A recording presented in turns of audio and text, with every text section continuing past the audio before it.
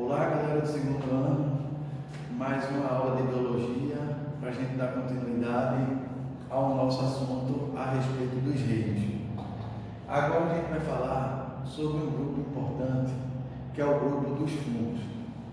Já vimos o vírus, já vimos a bactéria, já vimos um protozoário e agora a gente vai falar um pouco sobre fungos, no caso, fungos. Está aqui uma fotozinha dos fungos para vocês, onde todos vocês conhecem os fungos. Já viram, já pegaram, mas a gente vai entender realmente o que é um fungo. Os fungos já foram classificados como vegetais e também como protistas. Atualmente são agrupados num reino à parte chamado fungo. Então, antigamente, os fungos eles foram classificados como sendo um vegetal. Para outros cientistas, para outra linhagem, ele ficou conhecido como protista. Mas, para o nosso entendimento, o fungo, ou fungo, ele tem um reino à parte. Por que a gente diz que ele tem um reino à parte? Porque ele vai apresentar característica própria, característica dele, diferenciando de quem? Do vegetal e sendo diferente de quem? Dos protistas. Este grupo, logo de cara, ele inclui organismos diversos, que vivem em quase todos os ambientes terrestres e apresenta uma grande variação de forma e de tamanho. No reino dos fungos é onde ficam os organismos geralmente macroscópicos, que podem ser vistos a olho nu, e eles são eucariontes e heterótrofos. Um detalhe: os fungos, ele tanto pode ser macro como pode ser micro. Quando eu falo macroscópico, é aquele que a gente pode ver, observar a olho nu. Característica dele importante: pertence ao grupo dos eucariontes. Quando eu falo eucariontes, são formados por células eucarióticas. São aquelas que apresentam núcleo organizado. Heterótrofos dependem de outra fonte de alimento. Ele não produz seu próprio alimento, depende de outro. Os representantes mais conhecidos é o bolor do pão, o mofo, orelha de pau, levedura e o cogumelo. Podem ser desde fungos microscópicos formados por uma célula conhecida como unicelular. Eu falei do macro, agora vou falar do micro. O fungo micro, ele é unicelular, formado por apenas uma célula, como é o caso da levedura. Até formas pluricelulares, formados por várias células, que atingem um tamanho considerável, como bolores e os cogumelos. O maior fungo conhecido vive sob o solo em uma floresta nos Estados Unidos e ocupa uma área subterrânea de cerca de 9 km². Isso é apenas curiosidade.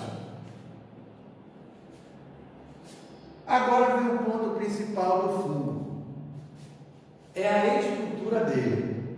Como é que o fungo ele é formado estruturalmente? De cara, ele vai ter uma estrutura reprodutora.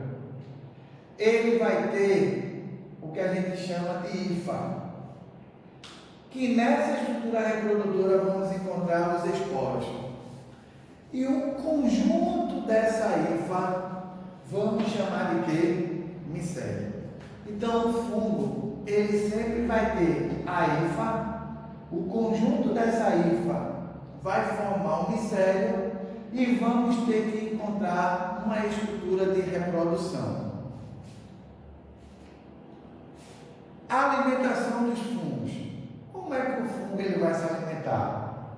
Os fungos ele não possuem clorofila. A gente já sabe que clorofila é uma proteína que vai dar pigmentação verde ao vegetal, como nas plantas. Por isso, não pode realizar fotossíntese. Então, os fungos ele não tem clorofila.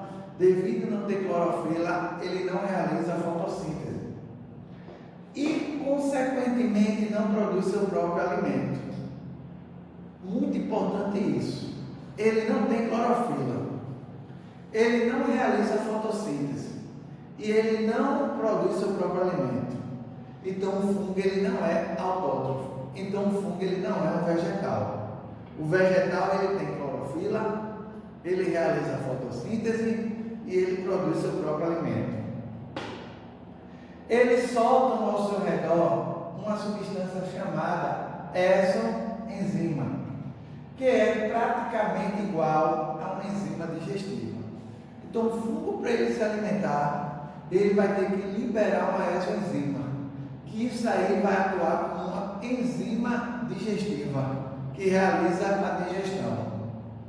Essas enzimas digerem moléculas orgânicas do ambiente e então o fungo absorve o seu alimento, que foi digerido pela exoenzima. Existem dois nichos ecológicos para os fungos. Os fungos eles podem ser decompositores, que vai decompor a matéria orgânica, e os fungos eles podem ser parasitas, que ele vai parasitar a matéria orgânica. Os parasitas ainda podem ser insectívoros ou helmintívoros, respectivamente comedores de quê? Insetos ou minhocas. O primeiro libera uma substância pegajosa à sua volta, onde moscas e pequenos insetos ficam presos e são digeridos pela exoenzima que é liberada. O segundo libera substância tranquilizante que imobiliza as minhocas. Presta bem atenção. Existem dois nichos ecológicos para os fungos: decompositores e parasitas. No ponto dos parasitas, ainda pode ser para se alimentar do inseto. Como é que ele vai se alimentar do inseto? Ele vai liberar uma substância. Ele vai liberar uma substância que essa substância ela é pegajosa. Quando o inseto passa, gruda nessa substância e em seguida o fungo libera a exoenzima, que vai atuar como uma enzima digestiva. Já o outro ponto, helmintívoros, ele vai pegar quem? Uma minhoca. Vai liberar como se fosse uma substância tranquilizante, que vai tranquilizar essa minhoca e vai imobilizar essa minhoca e vai digerir a minhoca. Está aqui os exemplos dos fungos, onde vai ter a substância pegajosa e em seguida vai ter para liberar uma substância tranquilizante para matar a minhoca. Outros fungos são utilizados na produção de alimentos, como pão e em bebida alcoólica, como o vinho e a cerveja. Na fabricação do pão, vai ser utilizado um fungo muito importante, que é a levedura, também chamados de fermento.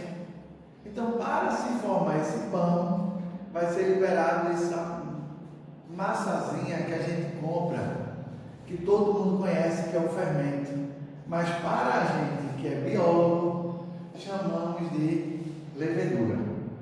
A produção de bebida é realizada através da fermentação de diferentes ingredientes. O vinho, por exemplo, é fabricado a partir da fermentação da uva. Já a cerveja é produzida através da fermentação da cevada. Então, para fazer as bebidas alcoólicas, usamos o procedimento chamado de fermentação. Alimentos com fungos, um queijo com fungo, um morango com fungo. Fungos e o homem. Falamos aí do alimento dos vegetais com fungo. Agora vamos falar no ser humano. Os fungos parasitam, provocam doenças em plantas e em animais, inclusive no homem. A ferrugem do cafeeiro, por exemplo, é uma parasitose provocada por fungo. Então, no café, está lá aquela ferrugem no cafeeirozinho. Aquela ferrugemzinha no cafeeiro é através de quem? De uma parasita, de uma parasitose provocada pelo fungo. Micoses, frieiras, pé de atleta, queda de cabelo e outros também são parasitoses causadas em quem? No homem. Então você está lá, teve a sua micosezinha na unha, no corpo da pessoa. Então esse fungo, essa micose, a frieira, pé de atleta, também vai atuar como um parasita que a pessoa tem que cuidar. Existem espécies de fungos que são venenosos também ao homem. É o caso dos cogumelos brancos do gênero Amanita. Eu costumo dizer aos alunos, quanto mais colorido for o fungo em uma certa região, mais perigoso esse fungo é. Tem fungo que ele é mortal. Se a pessoa comer, se a pessoa tiver contato, a pessoa chega a óbito. Além de tudo isso, o fungo atua na área dos medicamentos. Alguns fungos produzem compostos capazes de matar a bactéria, substância bactericida. A partir desta substância são fabricados os antibióticos, como a penicilina. Então a penicilina, que é um antibiótico, ele é formado, ele é feito com fungo penicillium, que ele vai matar essa bactéria. De que forma?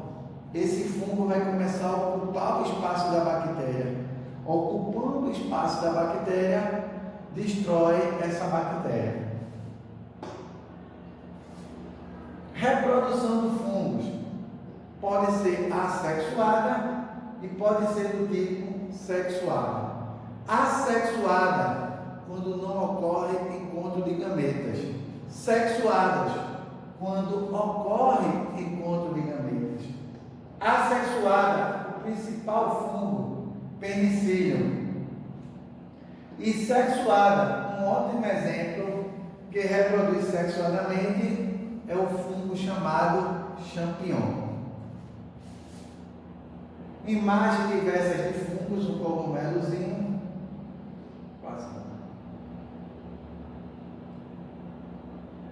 E também, para fechar o assunto de fungos, temos os fungos que ele associa com outra espécie. É o que a gente conhece por líquens. O líquen vai ser uma associação entre algas e fungos, que esse líquens ele vai atuar como um bioindicador. Outro detalhe importante no fungo a micorriza, e também vamos ter os fungozinhos. Imagem dos líquens.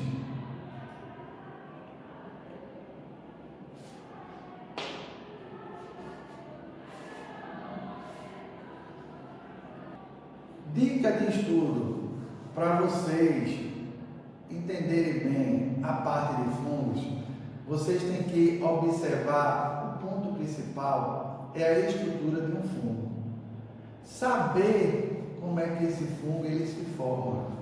Outro detalhe importante, observar a diferença dos fungos macroscópicos para os fungos microscópicos.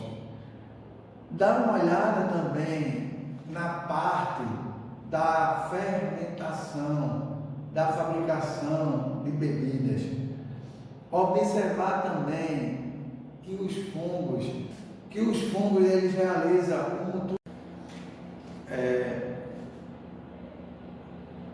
para vocês também estudarem, como dica para vocês, é a parte de mutualismo. Observe que o fungo ele se associa com os vegetais, no caso a união de algas mais os fungos dá origem aos líquens. Essa é uma associação mutualística que o fungo realiza. É muito importante vocês estudarem isso para o SSA1. No mais, um grande abraço para vocês e até a nossa próxima aula.